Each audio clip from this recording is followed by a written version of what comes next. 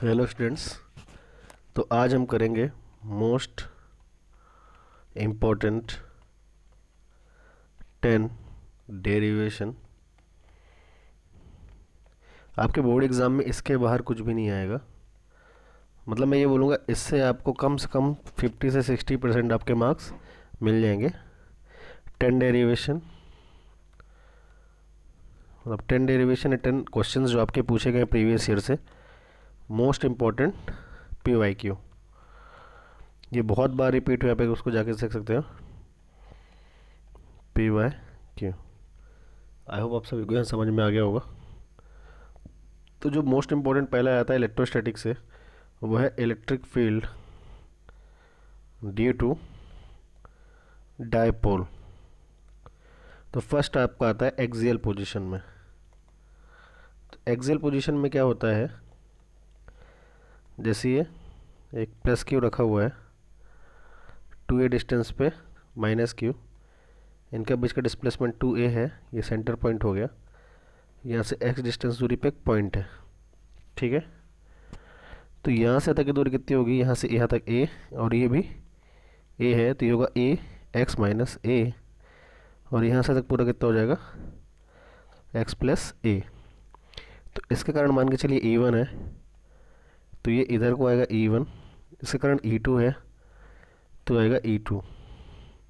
तो आपका जो ई नेट आएगा वो कितना आएगा, E1 माइनस E2। तो आप लिखेंगे के क्यू एक्स माइनस ए का होल स्क्वायर प्लस माइनस, आपको यहाँ माइनस करना होगा,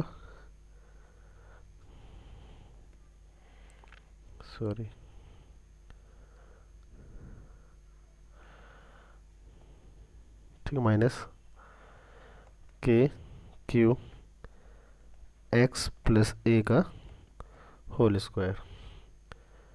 इसके बाद आप क्या करेंगे, के क्यू को बाहर निकाल लेंगे, 1/x माइनस ए का whole square plus 1 plus x plus a का होल स्क्वायर। इसका एलसीएम लेंगे, k q x square plus a square 2ax plus minus minus है यहाँ पे, ये माइनस है ना, x square minus a square plus 2ax divided by x minus a का स्क्वायर एक्स प्लस ए का स्क्वायर। तो आपको ये कट जाएगा, ये दोनों टर्म्स बचेंगे, के Q 4ax divided by x square minus a square का होल स्क्वायर। तो आपको पता है डायपोल मोमेंट कितना होता है 2qa, तो यहाँ से आप 2qa निकाल दे, तो आपका कितना बचेगा 2q x divided by x square minus a का होल स्क्वायर। अब यहाँ से बोल सकते हैं x is much much greater than a, इधर से हो सकता है आपका 2kp divided by x Q. ये आपका फर्स्ट आ गया एक्सियल पोजीशन में। दूसरा मैं करूँगा आपको इक्वेटोरियल पोजीशन में, ठीक है। ये सिंपल है, उसके कंपेरिजन में थोड़ा लॉजिकल है। प्लस क्यू, यहाँ पे माइनस क्यू है, ये आपका पॉइंट है, तो मैंने ये मिलाया, इसके यहाँ से सेंटर से है, ये भी ए है, और यहाँ से यहाँ तक भी कितना ए है, ये कितना है एक्स है, ये कितना हो जाएगा एक्स स्क्वायर अंडर रूट ए स्क्वायर, है ना। ये भी सेम वैसे ही हो जाएगा। तो अगर ध्यान दो तो इसका इलेक्ट्रिक फील्ड यहाँ जाएगी, इसके कारण यहाँ आएगी, तो अगर ये थीटा तो ये भी कितना होगा थीटा, तो ई इधर कितना आ जाएगा E cos theta, E cos theta, E sine theta, नीचे ई साइन थीटा, ठीक है। कैंसिल आउट करो, तो ई नेट बराबर क्या हो जाएगा 2 कॉस थीटा। समझ में आ रहा है क्या। ई की वैल्यू आप क्या बोल सकते हैं, E net is equal to 2 × E, मतलब के क्यू, अभी डिस्टेंस तो ये है ना, x square plus a square, cos theta base upon hypotenuse, तो कितना a upon under root x square plus a square. तो यहाँ से बोल सकते two k q a divided by x square plus a square की पावर 3/2। थोड़ा सा इधर ही आप बोल सकते हैं कि 2QA divided by x square A square की पावर 3/2। फिर अब इधर क्या बोलेंगे, 2QA को आप क्या बोल सकते हैं, P बोल सकते हैं, 2Q क्या बोल सकते हैं आप, P, तो KP divided by x square A square की पावर 3/2। मान के चलिए कि आपका x फिर से बहुत बड़ा हो जाए a से, तो x is much much much greater than a, तो आप बोल देंगे कि a 0 है, तो x square 3/2 that means KP x q. यह इलेक्ट्रिक फील्ड एट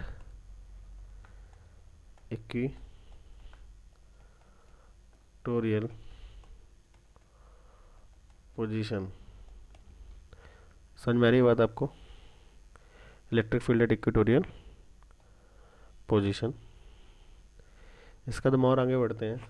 फिर इसमें जो सेकंड इम्पोर्टेंट है वो है आपका गॉस लॉ। स्टेटमेंट ये बोलता है net electric field through closed surface is 1/ε0 times total charge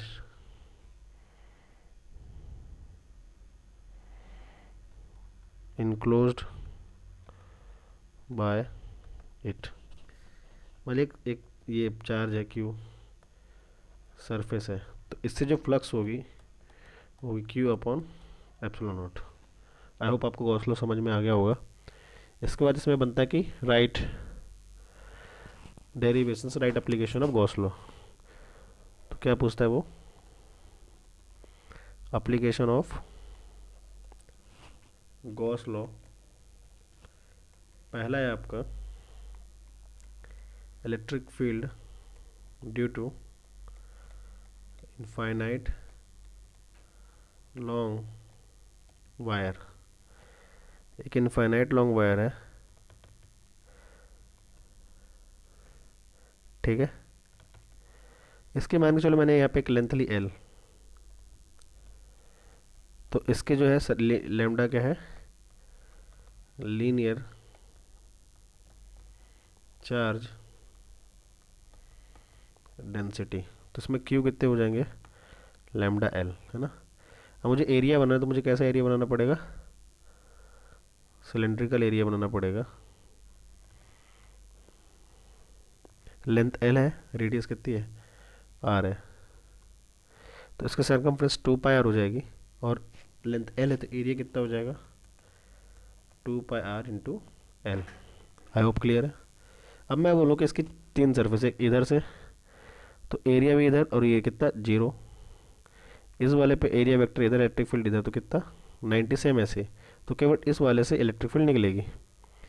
तो फाई इक्वल टू Q/ε0। ई ये क्या हो जाएगा, ई इंटू एरिया Q/ε0। ई का ई रहेगा, इलेक्ट्रिक फील्ड ए कितना हो जाएगा 2πr equal to lambda into upon epsilon. Lambda से एल से एल कट गया क्योंकि एल हमने एज्यूम किया था, तो E equal to 2πr, sorry गलत हो गया,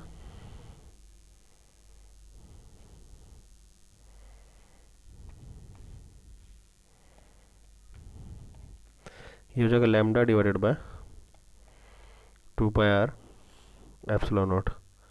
ठीक है, ये आपके इलेक्ट्रिक फील्ड टू सिलेंडर आ गई है, sorry infinite long wire.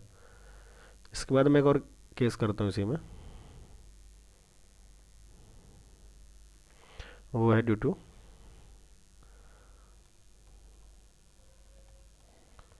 Infinite long sheet. Infinite long sheet, मान के चलिए ऐसे एक सीट है, उस पर यहाँ एरिया ए है, पीछे भी एरिया कितना है ए, सीट दोनों साइड होती है, इस पर सिग्मा है, सरफेस चार्ज डेंसिटी, क्यों कितना हो जाएगा सिग्मा इंटू ए, है ना। अब एक एरिया इधर एक एरिया इधर है, तो आपका क्या बोलता है, phi is equal to q upon epsilon naught, तो phi E dot d s, area कितना है 2 into l sigma into a upon epsilon naught, a is equal to sigma by 2 epsilon naught, ठीक है। इसी में तीसरा आपको पता होना चाहिए, ड्यू टू चार्ज्ड स्फीयर, एक स्फीयर है, कैसा है, चार्ज है, क्यू चार्ज है, बट जो सारे चार्ज होंगे होंगे वो सरफेस पे होंगे, कंडक्टर है क्योंकि ये सारे चार्ज कहाँ बिलोंग करेंगे, इसके सरफेस पे करेंगे। तो पहला केस आप लोगे x is less than r, r क्या इसकी रेडियस है, तो क्यू बराबर क्या हो जाएगा 0, तो इलेक्ट्रिक फील्ड बराबर क्या हो जाएगा 0। Second case x is equal to r, तो ई बराबर 4 pi 1/4 pi epsilon naught, same भाई q divided by r square, ठीक है। Third case when x is greater than r, तो a into 4 pi x square q divided by epsilon naught, तो a is equal to q divided by 4 pi epsilon naught x square.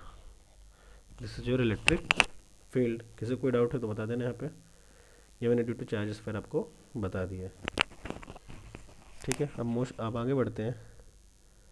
इसके बाद आपका आता है एक डेरिवेशन ओम्स लॉ पे। Ohm's law में पहले आपको लिखना पड़ेगा drift velocity is equal to कितनी होती है, e tau divided by m e. फिर आपको पता आई इक्वल टू क्या होता है, आपको एक वायर बनानी है, ये आई इक्वल टू निकालना है, एक वायर बनानी है, इस पर लिखना एन, स्मॉल एन कर लेना, नंबर पर यूनिट वॉल्यूम, तो इसका एरिया ए ले लो, लेंथ एल मान लो, टोटल कितने हो जाएंगे n A l, total number of charge, तो टोटल चार्ज कितना हो जाएगा ई एन ए एल, तो आई कितना होता है q divided by t n e A l by t, l by t क्या होता है b d, n e A b d, ठीक है। ये ओम्स लॉ हो गया आपका। फिर इसके बाद क्या करना है, I is equal to n e A, b d क्या बोल सकते हो tau divided by m e, n e square E A tau divided by m e I हो जाएगा, है ना। क्लियर है यहाँ तक। तब यहाँ से क्या बोल सकते हो, ई क्या बोल सकते हो वी इंटू एल बोल सकते हैं, तो I is equal to n e square A tau m e l. तो अब एक काम करो, वी इक्वल टू लिख लो एम एल, अब एम को एम ही लिख देता हूँ, n e square A tau into I. तो आपको पता है V is proportional to I, V equal to I into, तो आर आई के अलावा जो बचा वो क्या पूरा का पूरा आर है, तो R equal to m l n e square tau into A. तो आर के आपको किसका क्या फॉर्मूला पता है, rho l divided by A, तो rho m n e square tau into A, ये आपका डेरिवेशन हो गया, ठीक है। इसके बाद आपका एक टॉपिक इसमें आता है magnetic field due to circular coil, magnetic field due to circular coil. समझना, ये कॉइल है आपकी, रेडियस कितनी है आर है, एक्स डिस्टेंस पे है, तो इसकी वैल्यू कितनी हो जाएगी, under root r square plus x square. इससे एक परपेंडिकुलर ड्रॉ किया जाए तो यही आपका क्या बनेगा, बी। ठीक है, तो अगर ये एंगल थीटा है 90 माइनस थीटा, तो फिर कितना हो जाएगा थीटा, तो इधर कितना का बी कॉस थीटा, इधर कितना जाएगा बी साइन थीटा। सेम इसके जस्ट अपोजिट एक सेक्टर सेक्शन लो, उसे मिला तो कितना होगा, under root r square plus x square. तो ये बी कॉस थीटा बी, तो एक देखो बी कॉस थीटा ऊपर भी और बी कॉस थीटा नीचे भी, दोनों कैंसिल आउट हो जाएंगे, केवल क्या बचेगा बी साइन थीटा। तो यहाँ पर सकते हो बी डी बी नेट बराबर d B sine theta. D B क्या होगा, I d l mu naught upon 4 pi r square plus x square, यही हो जाएगा डी बी साइन थीटा। थोड़ा ध्यान से दे, साइन थीटा क्या होगा, परपेंडिकुलर अपॉन हाइपोटेनियस, तो r divided by r square plus x square की पावर 1/2। तो mu naught I d l r 4 pi r square plus x square की पावर 3/2, ये हो जाएगा आपका डी वी एन। ठीक है, तो डी वी एन कितना है आपका, mu naught I d l are square plus x square की पावर 3/2 4 पाए। इंटीग्रेट कर दो इसको डी एल के रिस्पेक्ट में, इसको बी के रिस्पेक्ट में, तो B n is equal to mu naught I 2 pi r 4 pi square 3/2, पाई से पाई गया 2, तो mu naught I r square 2 r square plus x square की पावर 3/2। ठीक है, मान लो कि आर है ना, ये नहीं करते, ये आ गया आपका। तो at centre of coil x equal to 0, तो बी सी कितना आ जाएगा, mu naught I divided by 2 r, ये आर क्यूब था, ये आर स्क्वायर था, ये पहले से कटा ही है, तो mu naught I divided by 2 r. This is magnetic field at the centre of coil. ठीक है, this is your magnetic field at the centre of coil. इसके बाद आगे बढ़ते हैं और आपको यह निकालना आना ही चाहिए। इसके बाद आपका एक इंपॉर्टेंट टॉपिक आता है LCR सर्किट, जो अल्टरनेटिंग करंट का है। LCR मैं मोस्ट 10 इंपॉर्टेंट करा रहा हूँ, तो बीच के भी ऐसा नहीं बोलना इंपॉर्टेंट है, बट जो सबसे ज़्यादा इंपॉर्टेंट है, जो आते ही आते, वो मैं आपको करवा रहा हूँ। LCR ये क्या है, एक inductor, resistance, capacitor along a source V omega, ये L है, ये R है, ये क्या है C है। तो इसका अगर मैं डायग्राम बनाना चाहूँ, कौन सा फेज़र डायग्राम, आपका R बनेगा, ये आपका XL बनेगा, ये आपका XC बनेगा। तो इधर से आपको नेट दिखाई देगा, इधर ऊपर कर लो XL माइनस XC, फिर ये आएगा एक, तो Z बराबर under root XL minus XC का square plus R square. This is your impedance. ठीक है, फेजर डायग्राम है तो सब इजी है। तो आपका I इक्वल टू क्या आ जाएगा, V डिवाइडेड बाय Z, तो I equal to V under root XL minus XC का whole square plus R square. ठीक है, अब 5 ये होगा फेज, तो 10 5 कितना हो जाएगा, तो आपका होगा 10 5 is equal to XL minus XC divided by R। तो इक्वेशन आपकी क्या बनेगी, I equal to I naught sine omega t minus plus 5, जो भी है इसके हिसाब से चलेगा वो। समझ में आ रहा है आप सभी को, ये है आपका LCR सर्किट। इसी में आता है ओमेगा रेजोनेंस फ्रीक्वेंसी ये क्या होता है, omega is equal to by root L C. तो एफ बराबर 1/2 पाई रूट एल सी। किसी को डाउट तो पूछते जाइएगा, मैं आपको केवल इंपॉर्टेंट करवा रहा हूँ, इसके बाद और भी बहुत सारे क्वेश्चंस बन सकते हैं, मैं ऐसा नहीं बोल रहा, बट ये तो आएंगे ही आएंगे, लिख के लीजिए। अब आपका आता है लेंस मेकिंग फॉर्मूला ऑप्टिक्स में। ये सबसे स्कोरिंग चैप्टर है, बहुत सारे क्वेश्चन पूछता है। लेंस मेकिंग फॉर्मूला, आपका लेंस है, इसकी रेडियस R1, इसकी रेडियस R2 आपका ऑब्जेक्ट है, यहाँ पे रखा हुआ है, यू डिस्टेंस पे है, इसका 1 है, इसका म्यू इसका 1 है। तो आपको पता है अगर कोई रिफ्रैक्शन, उसका फॉर्मूला क्या होता है, mu 2 divide by V minus divided by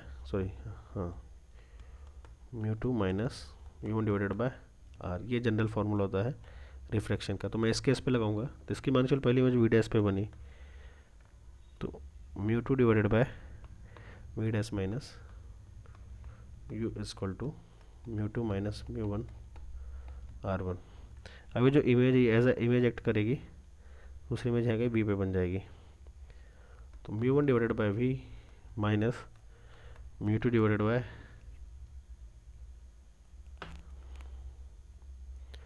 v dash is equal to mu 1 minus mu 2 divided by R. किसी को डाउट?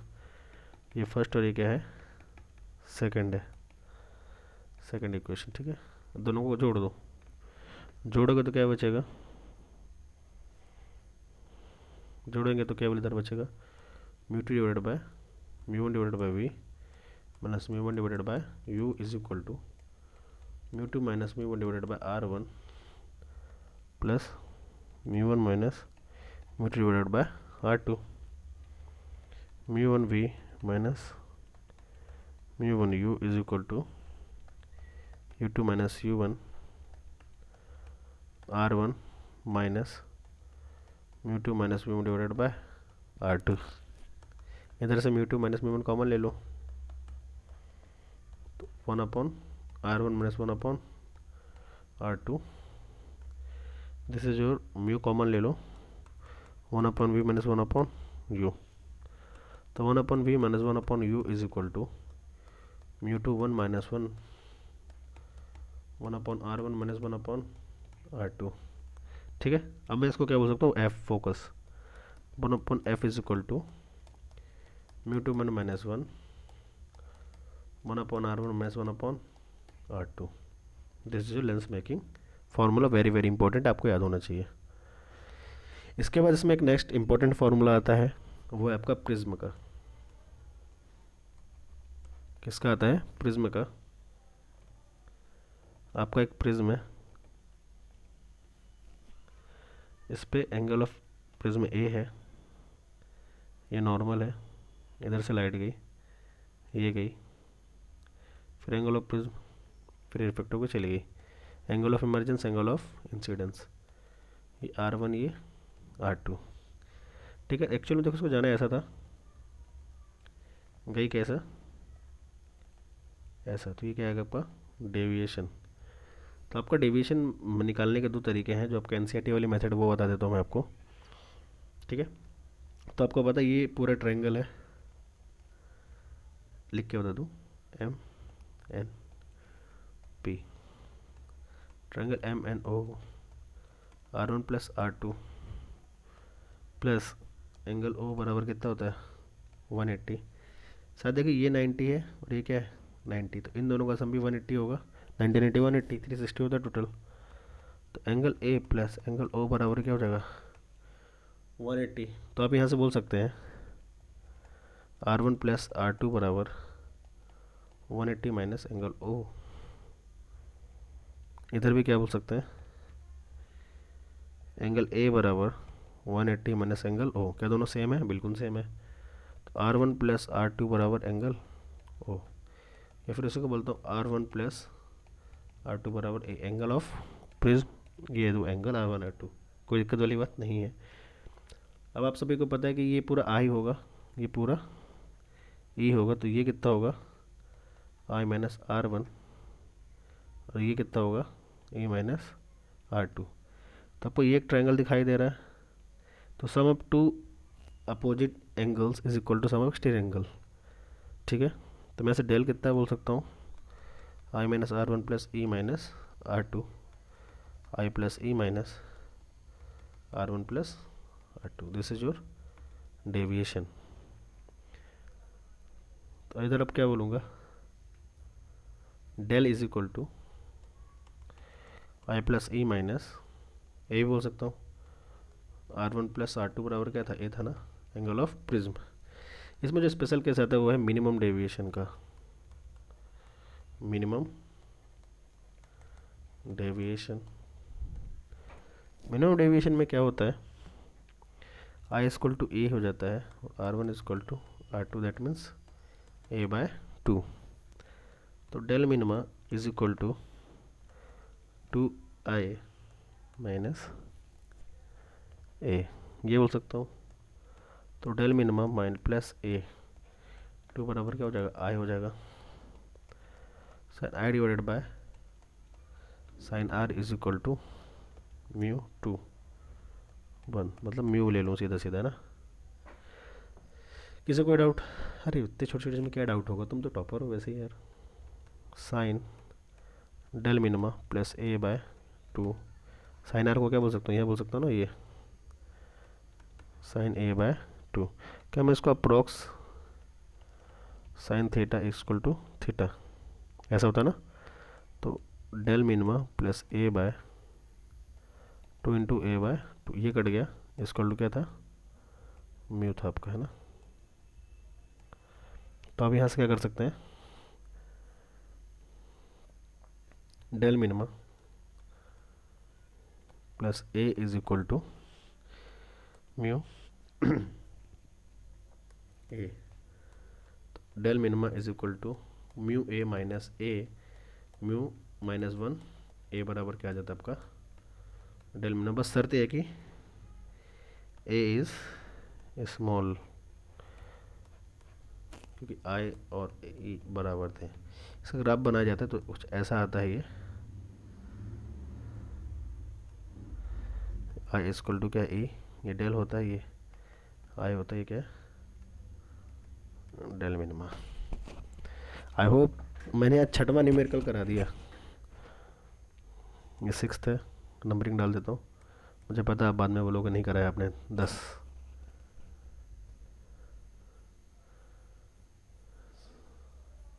चलिए छठवा था, और दिखा दूंगा आपको, प्रूफ दे दूंगा। ठीक है, 6 हो गए आपके।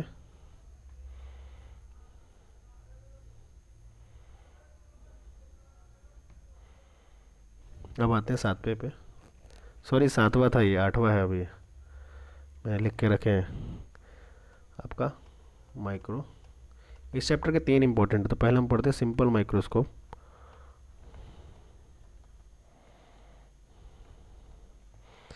सिंपल माइक्रोस्कोप में क्या करते हैं, लेंस के बहुत पास ही ऑब्जेक्ट को रख देते हैं, तो ये ऐसे जाएगा और ये कैसे जाएगा,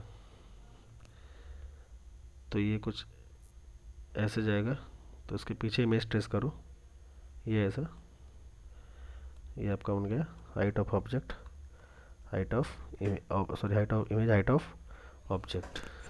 ठीक है, ये आपका सिंपल माइक्रोस्कोप है जिसमें एक ही लेंस यूज़ किया जाता है। अब यहाँ पे समझना, आपका जो मैग्नीफिकेशन होगा वो एंगुलर मैग्नीफिकेशन लेते हैं, मैं एच ओ को उठा के यहीं पर रख दूंगा, कितनी डिस्टेंस पे, डी डिस्टेंस पे, और ये एंगल बनाऊंगा।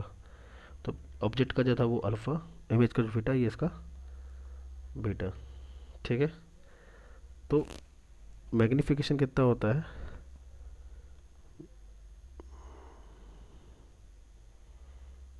Beta divided by sorry alpha divided by beta, that means height of image divided by D, object divided by D, height of image divided by height of object, this is your magnification.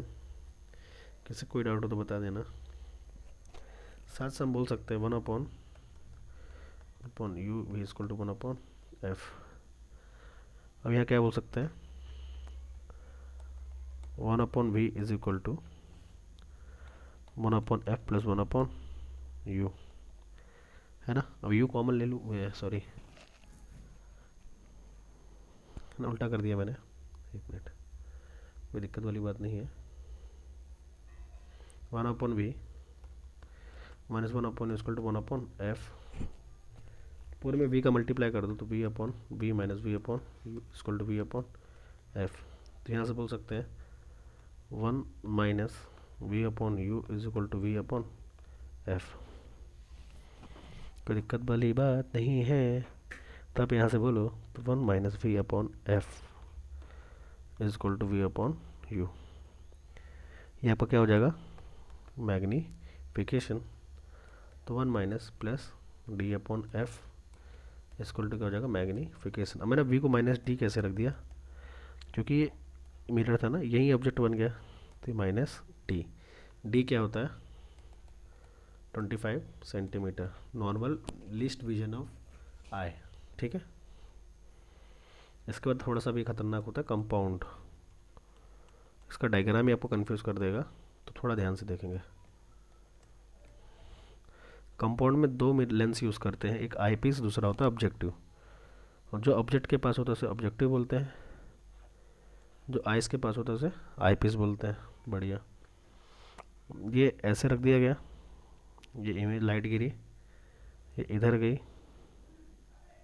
ये इधर गया, ये आपकी मान के चलिए A B था, तो बी डैश ए डैश हुआ, ये ऐसा गया, ये ऐसा गया, ये ऐसा गया, ये ऐसा गया, तो आपकी क्या बन गई दूसरी इमेज। तो B double dash A double dash, ये हमें फाइनल मिली, ठीक है। तो हम मैग्नीफिकेशन कितना बोल सकते हैं, ये आई पीस है, ये क्या है ऑब्जेक्टिव। एम मतलब मैग्नीफिकेशन, ये कितना होता है A double B double dash divided by A B. इसमें थोड़ा सा जुगाड़ लगाऊँ तो ए डबल डैश, एक ए डैश बी का नीचे और एक ए डैश बी डैश का ऊपर मल्टीप्लाई कर दो, तो कोई दिक्कत वाली बात नहीं है। अगर आप इस पर ध्यान दोगे तो ए डैश ये इमेज है, ये ऑब्जेक्ट है, तो magnification of eye piece into ये ऑब्जेक्ट, ये image, magnification of objective equal to net magnification. Eye piece का तो आपको समझ में आ गया, जो पहले किया था सेम वही केस है। तो M is equal to magnification of objective into 1 plus D divide by F E, ये हो जाएगा। बस ये डायग्राम आपको आना चाहिए, बाकी तो सब सिंपल है। फिर इसके बाद समझ में आ गया। इसके बाद आता आपका टेलीस्कोप।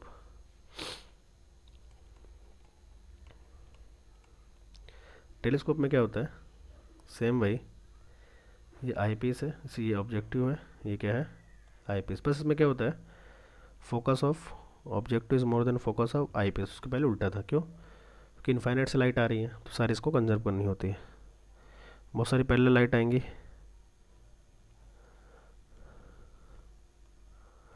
ये है, तो ये क्या बन गया, इमेज बन गई, ठीक है। अभी ऐसे जाएगा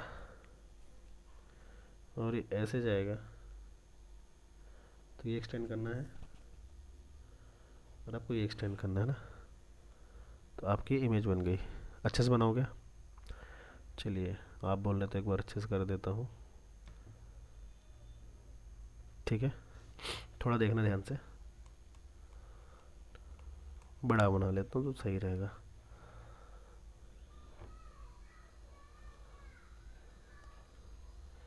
ये लाइट आई, ये गई, तो बहुत सारी लाइट गिरा के इधर ही मिला दो, बहुत सारी लाइट है और इधर ही मिलेंगी आके, फिर एक इधर भेजो और उसको ऐसे एक्सटेंड करो, फिर दूसरी लाइट ऐसे लाओ, और ये आपका क्या बन गया इमेज।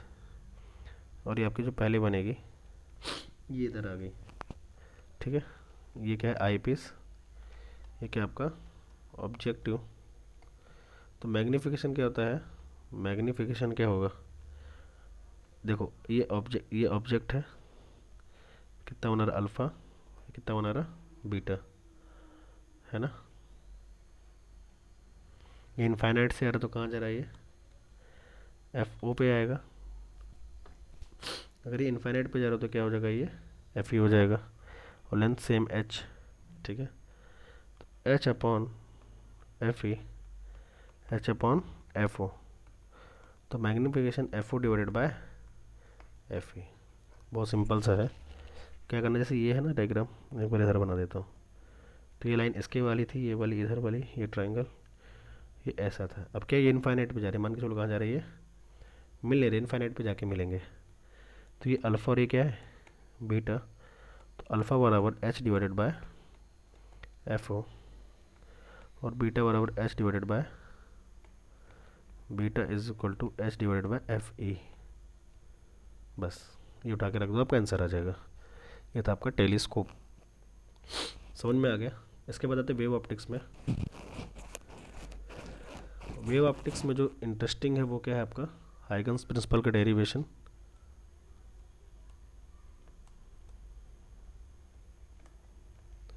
पहले मैं आपका रिफ्रैक्शन करता हूँ। जब आप रिफ्रैक्शन करते हैं तो ये सरफेस बनानी है, ये ऐसा करना है कि वेव फ्रंट है आपका ए बी, टी टाइम में चलिए इतना ही चला, ये V into T, V one कर दो। इधर कितना चलेगा, ये वी टू टी, ये इसको मिला दो आप, है ना। ये आपका वेव फ्रंट बन गया है कि ये, समझ में आ रहा है क्या, टी टाइम में चल रहा है ये, है ना। इसके बाद आप क्या बोल सकते हो, ये आप एक नॉर्मल ड्रॉ करो। तो ये क्या होती आई और ये क्या होता है आर। तो ये आपका क्या हो जाएगा आई, ये हो जाएगा आर। तो साइन आई बराबर perpendicular upon hypotenuse, V one T divided by hypotenuse, मतलब ये एक एच मान लो एच। साइन आर बराबर V two T divided by this H. Snell's law क्या बोलता है, sine I divided by sine R, V one T divided by V two T, H H cut गया ये, तो V one by V two, ये हो गया। तो sine I divided by sine R, V one divided by V two, एक C का ऊपर एक सी का नीचे। तो ये ऐसा बना सकता हूँ क्या, म्यू टू, ये हो सकता है mu one. C upon V क्या होता है, speed of light in vacuum divided speed of light in medium is the refractive index. तो sine I divided by sine R mu two divided by mu one, आपका क्या है ये Snell's law हमने prove कर दिया। ठीक है, ये हमने किससे किया, हाइगन्स प्रिंसिपल से किया है। कोई दिक्कत वाली बात बिल्कुल भी नहीं। दूसरा होता है इसमें रिफ्लेक्शन। मोस्टली रिफ्लेक्शन ही रिफ्रैक्शन ही पूछता है, रिफ्लेक्शन तो बहुत कम पूछा है उसने, बट ठीक है करवा देते हैं। ये सरफेस है, ये आके गिरा वेव फ्रंट, ये ऐसा, ठीक है। ये मैं इधर से नॉर्मल ड्रॉ कर दूँ, बाद में ज़्यादा समझ में आता है। अभी टकरा कैसा कुछ जाएगा और यहाँ आएगा ये वी टी, और ये भी क्या होगा वी टी, इसको मिला दो। तब ध्यान दे, तो ये लाइन कॉमन है ना, ये एंगल 90 डिग्री, ये एंगल 90 डिग्री। तो वी टी ये कॉमन है एक एंगल, तो Y R H S congruency rule. तो ये दोनों ट्रायंगल्स क्या हैं, सिमिलर हैं। दैट मीन्स कि ये वाला एंगल और ये वाला एंगल भी क्या है, सेम। तो ये है ना, तो ये आई था, ये आर था, तो ये भी क्या था, आर था। सो आई इक्वल टू क्या हो गया, आर हो गया। किसी कोई दिक्कत वाली बात नहीं, बहुत सिंपल है रिफ्लेक्शन वाला, तो इसलिए आता भी नहीं इतना। इसके बाद हम एक और देख लेते हैं आपकी इच्छा के लिए, यंग्स डबल स्लिट एक्सपेरिमेंट। ये आपका है 10th नंबर का। डेरिवेशन की मैंने बात की थी, मैं आपको डेरिवेशन करवा रहा हूँ। यंग्स डबल स्लिट एक्सपेरिमेंट, ये आपकी स्लिट है, ये डिस्टेंस है, के बीच की डिस्टेंस डी है, यहाँ से यहाँ तक की डिस्टेंस कैपिटल डी है। मैंने यहाँ से एक पॉइंट बनाया, यहाँ गया और यहाँ गया, ये S1 है, S2 है और ये P है। मैंने यहाँ से कट किया, थोड़ा ध्यान से देखेंगे, ये डी वाई टू, ये भी डी वाई टू, यहाँ से इसकी डिस्टेंस कितनी है y, तो y minus D Y two, Y plus D Y two, यहाँ से तक पूरी लेंथ हो जाएगी। तो क्या एक राइट एंगल ट्रायंगल नहीं बन रहा? ये भी एक राइट एंगल ट्रायंगल नहीं बन रहा? क्या बन रहा है? ये डी है और ये है। तो क्या मैं यहाँ ऐसे कर सकता हूँ क्या, S2p स्क्वायर माइनस S1p का स्क्वायर, S2p कितना हो जाएगा, देखने वाली बात है, D square plus Y plus D by two का whole square minus D square plus Y minus D by two का होल स्क्वायर। किसी को दिक्कत? ये सब कोष्टक के अंदर होगा, ठीक है। तो यहाँ से आपको दिखाई दे रहा है कि डी डी कट जाएगा, तो Y square D square by 4 plus 2 Y D Y 2, ठीक है, minus Y square minus D square by 4 2 Y D upon 2 बराबर डेल्टा एक्स, पार्ट डिफरेंस। तो ये कट गया, कितना बचा, 2 वाई डी इक्वल टू कहता S2p square minus S1p square. इधर आप बोल सकते हैं S2p minus S1p, S2p plus S1p 2y/d। अब NCERT ये बोलता है कि S2p is approx equal to S1p is equal to d, बस घटाने में नहीं जोड़ने बस में। तो यहाँ से आप क्या बोल सकते हैं, 2d 2y/d is equal to, इसको मैं डेल्टा x बोल दूँ, 2d, 2 से 2 गया तो y/d upon capital D is equal to delta x। समझ में आ गया? करवा दिया बस। तो आपको ये पता होना चाहिए कि डेल्टा x अगर n लैम्डा है, 2n लैम्डा, तो कौन सा होता है ये, कंस्ट्रक्टिव। डेल्टा x बराबर 2n प्लस 1 लैम्डा है तो डिस्ट्रक्टिव, ठीक है। साथ ही साथ बीटा कितना होता है, lambda capital D divided by small D, से क्या बोलते हैं, फ्रिंज विड्थ। आप सभी को समझ में आ गया?